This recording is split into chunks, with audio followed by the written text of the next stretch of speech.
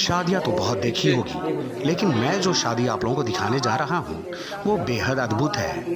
अस्पताल में बारात लेकर के पहुंच गया दूल्हा, बेड पर थी दुल्हन और बेड पर ही रचाई शादी। मामला मध्य प्रदेश के खंडवा का है। शादी से महज 2-3 दिन पहले दुल्हन बुरी तरह से घायल हो जाती है, पैर और हाथ टूट जाता है, अस्पताल में भर्ती कराया जाता है। लेकिन दुनिया जो है दूल्हे के जज्बे को सलाम करती है। दूल्हा जो है शादी रोकता नहीं।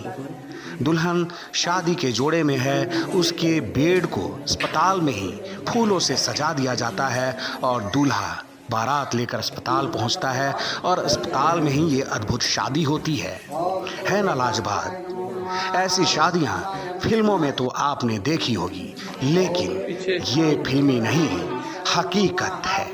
और मामला मध्य प्रदेश के खंडवा का है, जहां पर दुल्हन 2 दिन पहले शादी से घायल हो जाती है, पैर और हाथ टूट जाता है, अस्पताल में बेड पर पड़ी रहती है। लेकिन दूल्हा जो है मानता नहीं है, क्योंकि वो एक मनुष्यता को धारण किया हुआ दूल्हा है और संदेश देता है इस दुनिया को कि परिस्थितियाँ चाहे कैसी भी हो, मनुष्य को हमेशा मनुष्य के रूप में ही होना चाहिए।